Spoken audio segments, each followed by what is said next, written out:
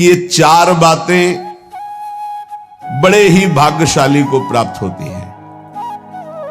पहला मनुष्यत्व, दूसरा धर्म श्रवण, तीसरा विशिष्ट श्रद्धा और चौथा संयम पूर्ण परमार्थ। मनुष्य शरीर ये किसी कर्म के फल से नहीं मिला है, भगवान की कृपा से मिला है। कबहू ककरि करुणा नर देही, देत ईश बिनु हेतु सनेही। बड़ी कृपा, दुर्लभो मानुषो देहो, जगह जगह शास्त्रों में आया है। मनुष्यत्व, बड़े भाग्यशाली जिनको मानव देह की प्राप्ति हुई।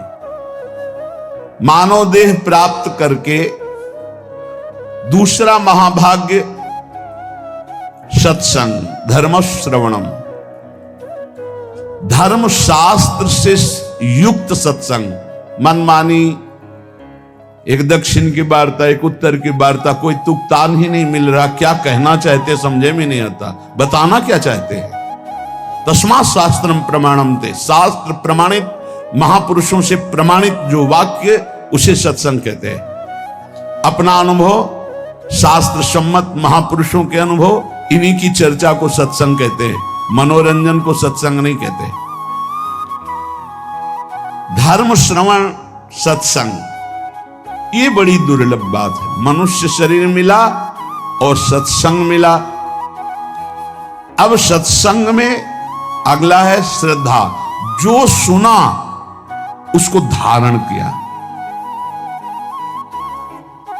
जो मनुष्य शरीर प्राप्त करके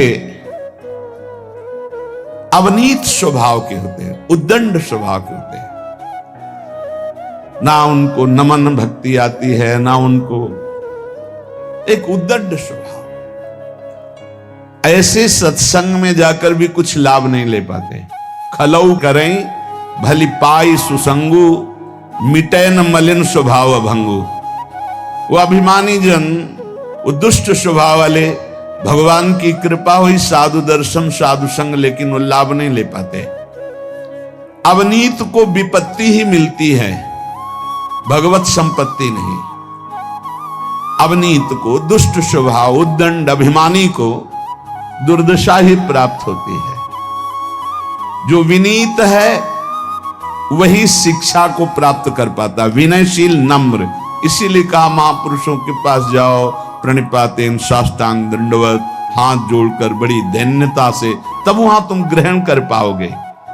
अंजलि चढ़ाकर माथे पर हाथ रखकर सम्मान प्रदर्शित करते हुए मन वचन शरीर से विनयवनत होकर के तब सत्संग का लाभ लिया जाता है।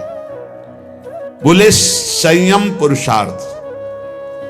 अब जो सत्संग में सुना पूर्ण विश्वास के साथ, वैसे ही संयम और खूब परमार्थ का पुरुषार्थ जान लगा करके, एक बार जैसे कहा दांती पीसते हुए कमर कस के हमको चढ़ जाना इस चढ़ाई पर। निरंतर नाम जप, निरंतर भजन, असत आचरणों का त्याग। जो मानव शरीर प्राप्त करके सत्संग मिला पर उस पर श्रद्धा नहीं है, तो 20 साल सत्संग सुनने पर परिवर्तन नहीं होगा। और अगर श्रद्धा है तो उसका परिणाम है कि वो तत्पर हो जाएगा, वैसे ही आचरण करने लगेगा सत्संग में जैसा कहा गया है।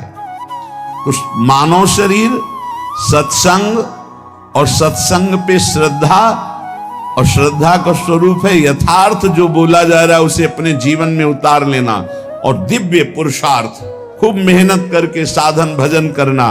ये चार बातें बड़े सौभाग्यशाली में होते हैं। जो तपस्वी मनुष्य शरीर पाकर सत्संग सुनकर श्रद्धानुसार पुरुषार्थ करता है, वो अपनी अंतरात्मा में ही भगवत साक्षात्कार कर लेता है, हृदय में ही। जो प्रमादी पुरुष होता है वो धन का केवल चिंतन करता है कि चलो सत्संग में चलते, कोई उपाय मिले जिससे धन मिल जाए। सत्संग करते हैं धन के लिए, सत्संग सुनते हैं धन के लिए। वो प्रमादी पुरुष होता है, प्रमत्त पुरुष होता है। जो अप्रमत्त है वो भगवान की प्राप्ति कहां जाऊं, कैसे कोई मुझे बता दे, कैसे भगवत प्राप्ति होगी, कैसे मैं काम आदि दोषों पर विजय प्राप्त करके स्वरूप बोध प्राप्त करूं। संसारी मनुष्य अपने प्रिय परिवार के कुटुंबियों के लिए बुरा से बुरा पाप कर्म करता है, और जब मरता है तो अकेले उसको फल भोगना पड़ता है। अकेला दुख, अकेला यहां से जाता है, अकेला दुख भोगता है। कोई भी घर परिवार का नरक में बंटवारा नहीं करता जाके। इसलिए कुटुंब के मोह में फंसकर पाप कर्म ना किया जाए। जो संयम नियम पूर्वक जीवन व्यतीत करता है वही इन भोगों से बच पाता है। नहीं तो एक काम भोग इतना लुभावना है कि बड़े बड़े संयमी पुरुषों का मन आकृष्ट हो जाता है और भ्रष्ट हो जाते हैं। साधक हर समय अंतःकरण की शोध करता रहे कि कहीं काम ने दबाव तो नहीं कर दिया, कहीं क्रोध तो हमारे अंतःकरण पर प्रभाव नहीं कर रहा, कहीं अहंकार तो नहीं छा रहा है। अगर ऐसा है तो संपूर्ण माया अपना प्रभाव दिखा देगी। काम क्रोध अहंकार हृदय में है तो सावधान। जैसे वृक्ष का पत्ता पतझड़ ऋतुकालिक रात्रि समूह के बीत जाने पर पीला होकर गिर जाता है, ऐसे ही तुम्हारी आयु समाप्त होने पर ये शरीर नष्ट हो जाएगा। इसलिए एक क्षण भी पाप कर्म में मत लगाओ। जैसे ओस की बूंद ऐसे पत्ते पर हिलक रही है, बस वो गिरने ही वाली है, ऐसे ही तुम्हारा जीवन नष्ट होने वाला है। इसलिए तुम एक क्षण भी असावधान मत रहो, हर समय नाम जप करो। पता नहीं वो बूंद कब गिर जाए। जैसे पानी का बुलबुला बस फूटने वाला है, जितने सेकंड टिका हुआ है, ऐसे ही तुम्हारा शरीर नष्ट होने वाला है। जितने श्वास टिकी हुई है बस क्या करो। इसलिए तुम एक क्षण भी असावधान न रहो, हर समय राधा राधा कहो। अनेक प्रकार के विघ्नों से युक्त अत्यंत अल्पायु है। इस अल्पायु वाले मानव देह को प्राप्त करके बहुत शीघ्र भगवत प्राप्ति कर लो। एक क्षण भी प्रमाद न करो। जैसे इस कमल शरत काल के निर्मल जल को भी नहीं छूता, अलिप्त रहता है, उसी प्रकार तू संसार की समस्त भोगासक्तियों से अलिप्त रह। कोई भी स्नेह बंधन तुझे विवश न कर पावे। क्षण भर भी प्रमाद मत कर, निरंतर भजन कर। जीव मोहवशाद इस माया जनित दुख को सुख मानकर भोगने के लिए प्रयासरत है और परम सुख मोक्ष या भगवत प्राप्ति की चाह ही नहीं कर रहा। ये दुखालय में दुख में वो सुख खोज रहा है। इंद्रियों को इनके विषयों में जाने की ढील मत दो। पांचों में से 5 ना संभाल पाओ तो 2 संभाल लो, एक रसेंद्री और एक जनेंद्री। अगर इन 2 में से दोनों ना संभाल पाओ तो एक संभाल लो, रसेंद्री। जनेंद्री ठीक हो जाएगी। ना तू किसी से द्वेष कर, ना रोष कर, ना किसी से राग कर। इसी जन्म में तू भजन बल से भगवत प्राप्ति कर ले, जन्म मरण चक्र को मिटा दे। देखो शास्त्र और श्रुतियों का अंत नहीं, कितना पढ़ोगे। इतने परमार्थ के मार्ग हैं, कितना तुम जानकारी करोगे। अतः मेरी सीख मान लो, जरा मरण से मुक्त होने के लिए ज्यादा पढ़ने लिखने की जरूरत नहीं है। राधा राधा राधा राधा नाम रटने की जरूरत है। इतने शास्त्र हैं, कहां तक पढ़ोगे। इतने सिद्धांत है, कहां तक जानोगे। सबकी बात जान लो। नाम जप करने वाले के हृदय में शुद्ध ज्ञान शुद्ध प्रेम प्रकाशित हो जाता है। यदि तुम्हें यमदूतों से बचना है तो ऐसा दुर्वचन मत बोलो कि किसी का हृदय घायल हो जाए। ऐसे हैं बोलने वाले कि बिना बाण के हृदय को घायल कर दे। किसी की जीविका को मत छीनो कि एकांत में बैठ के रो दे। देख लो, अगर यमदूतों से बचना है, किसी को ऐसा मत बोलो कि एकांत में बैठकर तुम्हारे वचनों को याद करके दुखी हो जाए। किसी की जीविका को मत छीनो, उसे गरीब मत जानो, उसे अनाथ मत जानो। दीनानाथ प्रभु हैं। दुखिया को न सताइए, दुखिया देगा रोए, उसका कोई बल नहीं। और जब दुखिया के मुखिया सुने तब तेरी गति का होए। ये होश में रहे। कह रहे किसी असहाय का धन मत छीन लेना, उसकी जीविका मत छीन लेना। वो असमर्थ है, वो जितने आंसू गिराएगा तुम फिर उसका हिसाब नहीं दे सकते हो। इसलिए धर्म से रहो। धर्म का स्वरूप है शास्त्र के अनुसार जीवन, दूसरों को सुख पहुंचाना। अधिक क्या कहूं, जो अपने से प्रतिकूलता का व्यवहार करे उसके साथ कभी प्रतिकूल व्यवहार मत करो।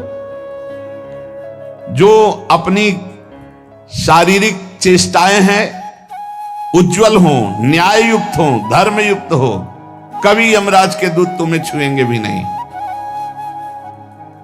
अरे साधक,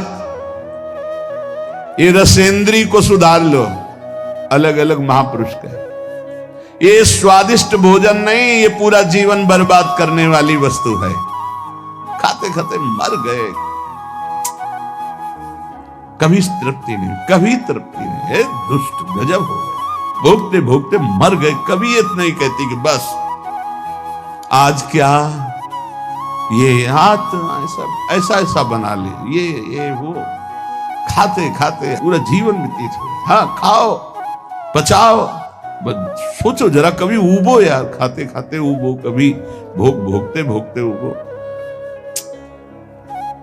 बहुत बहुत विचित्र है, बहुत विचित्र है। रसेंद्री इसीलिए बार बार महापुरुष कहे स्वादिष्ट भोजन से बचो, ये जीवन का नाश करने वाला है। ये कोई सौभाग्य नहीं कि हमें मनमानी बहुत सुंदर भोजन मिल रहा है।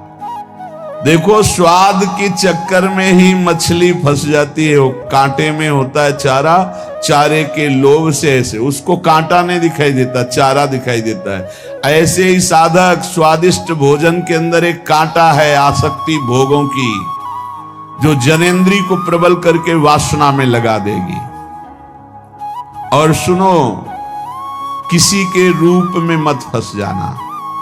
पांच भौतिक ये रूप अगर नेत्रों को प्रिय लगने लगे तो प्रियालाल के रूप देखने का अधिकार खो दोगे।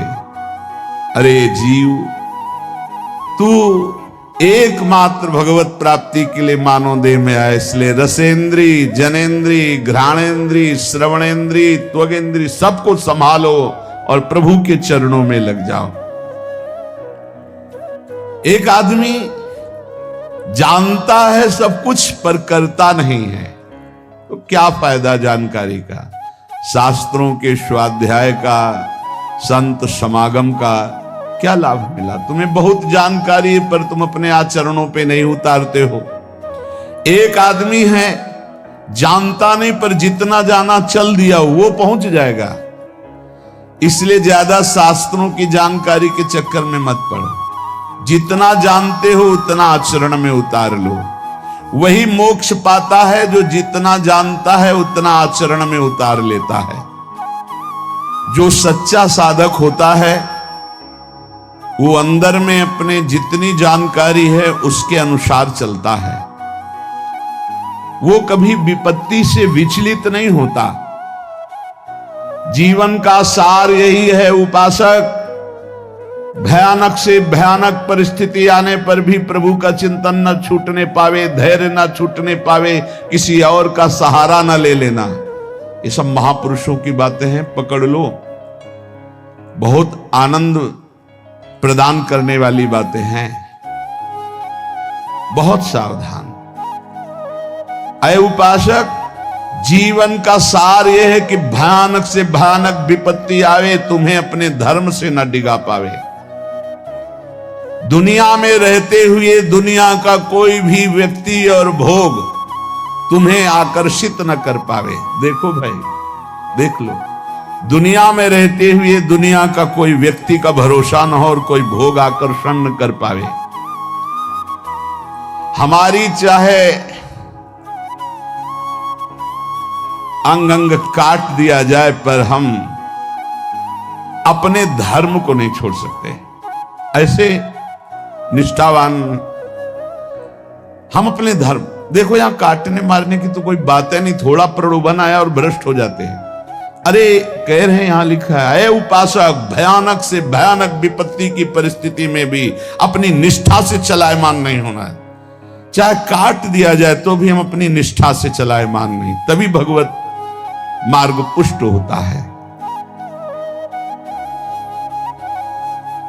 पाप कर्म में कभी रति मत करना। ध्यान से सुनो, जो प्रश्न करते हैं कि पापी लोग बड़े सुखी दिखाई देते हैं, ये ताजे दूध की भांति पाप कर्म होता है। जैसे ताजा दूध न फटता है तुरंत और न विकार को प्राप्त होता है, पर आगे चल करके वो दुर्गंध युक्त हो जाएगा। ऐसे अभी अभी पाप हुआ है तो पूर्व के पुण्य काम कर रहे, सब काम बनता चला जाए, लेकिन वो पाप कर्म ढकी हुई आग के समान है। जिस दिन वो अपना रूप धारण करेगा भस्म कर देगा, तुम्हें नष्ट कर देगा। इसलिए जब तक तुम्हारा पाप भजन के बल से नष्ट नहीं हो जाता, तुम्हारा पीछा करता, विश्व में कहीं भाग के चले जाओ, वहीं तुम्हें दंड दे देगा तुम्हारा पाप कर्म। मत एकत्रित करो पाप कर्म, डरो पाप कर्म करने से। वो सुरक्षित तब तक पीछा करेगा जब तक तुम्हारा नाश नहीं कर देगा। दुष्ट स्वभाव के मित्रों का कभी भी संग ना करो। उत्तम स्वभाव वाले ही भगवत मार्ग के पथिकों से मित्रता करो। सब पर भगवत भाव पर दोस्ती नहीं। जैसे ठोस पहाड़ को हवा नहीं उखाड़ सकती, ऐसे ही निष्ठावान को कोई विपत्ति निंदा विचलित नहीं कर सकती। जैसे सारथी घोड़ों की लगाम खींचे हुए सही मार्ग पर चलाता है, ऐसे ही अपनी बुद्धि को पवित्र रखो। इंद्रिय रूपी घोड़ों की लगाम रूपी मन को खींच करके सतमार्ग पर चलाते रहे। बुद्धि शुद्ध कैसे होती? ईश भजन सारथी सुजाना। इष्ट देव का भजन करो तो सारथी सुजान, बुद्धि बहुत ज्ञानमयी हो जाएगी। यदि तुमसे कोई पाप बन जाए तो दोबारा करना मत, तो तत्काल उस पाप का प्रायश्चित करके उसे भस्म कर दो, नहीं वो तुम्हें नष्ट कर देगा। दोबारा करना नहीं। और जो हो गया है उसका महापुरुषों से पूछो क्या प्रायश्चित है, और वो जो बता दे वही कर दो, उससे भस्म हो जाएगा। और यदि पुण्य कर चुके हो, पुण्य किए हो, तो उसे बार बार करो पुण्य कार्य को, और कभी किसी से बताना नहीं, तो तुम्हारा पुण्य तुम्हें लाभ प्रदान करे। ध्यान दीजिए, पाप कर्म हो तो दोबारा करना नहीं, महापुरुषों से बताकर उसका प्रायश्चित तत्काल उसको भस्म कराओ, नहीं तो ब्याज सहित दंड देगा।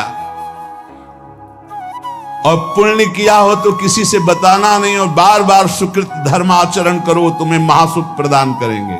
लेकिन पाप करोगे तो कोई जान भी नहीं पाएगा, पुण्य करोगे तो माइक से हल्ला मचाओगे, 4 लोगों को बताओगे, पोस्टर भी छपवा देते हैं कि आज जो है हम फूल बंगला बनवा रहे हो, 50 ब्राह्मणों को भोजन करवा रहे हैं, 50 साधुओं को पवा रहे हो, हमारा ये फोन नंबर, हमारा ये पता, हो अपने पूरे परिवार का नाम। इससे क्या होगा? सब खत्म, सब खत्म हो गया। जितने लोग देखते जाएंगे सुकृत के अधिकारी हो जाएंगे, तुम्हारा सारा सुकृत नष्ट होता जाएगा। सिद्धांत को समझो, पुण्यात्मा पोस्टर नहीं छपवाते। यदि पुण्य बन जाए तो कभी जबान से मत कहो किसी को कोई जान न पावे, पर अहंकार चैन नहीं लेने देता, वो बताता है। एक भगत जी आए तो बार बार बीच में एकांतिक में बोल उठते, भारत के जितने तीर्थ हैं 5-5 बार गए हैं हम। ठीक है, फिर बीच में बद्री नारायण कहां कई बार गए हम, कई बार। ये अहंकार देखो, शास्त्र संत महापुरुषों के वचन, पुण्य करो जबान से न निकलने पावे, कोई जान न पावे, और पुण्य बार बार करो और भगवान को समर्पित कर दो। जिस पुरुष की आकांक्षाएं यहां समाप्त हो गई हैं, वही जीवन मुक्त है। जीवन मुक्ति की पहचान, जिस पुरुष की आकांक्षाएं यहां समाप्त हो गई हैं, यही जीते जी वो जीवन मुक्त है। कोई चाह नहीं, कोई मांग नहीं। और जिस पुरुष की चाह नहीं समाप्त हुई, तो आगे सुन लीजिए, जिस पुरुष की आकांक्षाएं हैं, चाह है, वो चाहे नंगे रहे दिगंबर, चाहे जटा रखा ले, चाहे पंख लगाए, चाहे उपवास करे, चाहे भूमि पर सोए, चाहे धूल लपेटे, चाहे जैसे रहे, वो जीवन मुक्त नहीं हो सकता। ये बात है। बाहरी इन क्रियाओं से जीवन मुक्तता नहीं देखी जाती। आकांक्षा रहित ब्रह्मभूता प्रसन्नात्मा न सोचति न कांक्षति, न कोई सोच है न कोई चाह है। जो शतमार्गी है, चाहे उसके ऊपर रुपयों की वर्षा कर दो तो भी वो अपने शतमार्ग को नहीं छोड़ेगा। जैसे कामी पुरुष को भोगों से तृप्ति नहीं होती है, ऐसे भजनानंदी को कभी भजन से तृप्ति नहीं होती। जितने भी ब्रह्मा के रचे हुए भोग हैं, सब अल्प स्वाद वाले, परिणाम में दुख देने वाले हैं। इसीलिए विवेकी साधक कभी भोगों में रति ना करके सम्यक रूप से तृष्णा का नाश करके भगवान का भजन करता है। राग के समान अग्नि नहीं जला डालेगा, द्वेष के समान मल नहीं भजन में बाधा पहुंचा देगा, पराई निंदा के समान दुख नहीं मत करना, नहीं तो दुख में फंस जाओगे। दूसरे को दुख देने के समान अशांति नहीं। अगर दूसरों को दुख दिया तो तुम स्वयं अशांत हो जाओगे। उपासक ध्यान दे, जब तुमसे कोई द्वेष करे, शत्रुता करे, तो तुम्हारा बर्ताव प्यार का होना चाहिए। करो। साधु मार्ग में चलने वाले, चाहे गृहस्थ हो चाहे विरक्त, जब तुमसे कोई कटु व्यवहार करे, द्वेष दुश्मन का व्यवहार करे, तो तुम उससे पहले बोलो राधे राधे। वो भले गाली दे, तुम ऐसे, तुम्हारा व्यवहार प्यार का होना चाहिए। जो तुम्हारा अनिष्ट करे उसे तुम आशीर्वाद दो। देखो भगवान के पार्षद का स्वभाव। जो तुमसे घृणा करे उसका तुम मंगल सोचो। जो तुम्हारी निंदा करे तुम प्रभु से प्रार्थना करो कि उसकी बुद्धि शुद्ध हो। यह है भगवत मार्ग। कितने कठिन है। जो हमसे दुश्मनी करे उससे हम प्यार से झुक के बात करें। जो हमारा बुरा चाहे उसको हम आशीर्वाद दें। जो हमसे घृणा नफरत करे उसका मंगल मनावें। जो हमसे द्वेष करे उसके लिए प्रभु से प्रार्थना करें। थोड़ो खाई तो कल्पे झलपे, घणो खाई के रोगी। और दोहू पंखा की संधि विचारे, तो है वो बिरला जोगी। बात समझना यहां। थोड़ो खाई, बिल्कुल पूरी लगन लगी रहेगी भोजन में। और घड़ों खाई तो रोगी, और दबा के खाओगे तो रोगी हो जाओगे, भोगी हो जाओगे, भजन नहीं बनेगा। तो बोले दोहू पंखों की संधि विचारे, वो है बिरला जोगी। न कम न ज्यादा, युक्ताहार विहार से। जो बहुत नहीं खाता या थोड़ा, उसकी चिंतन वृत्ति भूख में लगी रहती है, बातें चाहे जितना बनावे। और जो बहुत खाता है उसका चिंतन भोगों में लगा रहता है, बातें चाहे जितना बनावे। और दोनों की जो संधि में रहता है, नाक और नाहा, थोड़ा अल्पाहार, इतना अल्पाहार नहीं, युक्त अल्पाहार। कि अगर 10 रोटी खा सकते हो भरपेट तो 5 रोटी खा जाओ। अगर 5 में भरपेट तो 2.5 पा लो। इतनी संधि में रहे।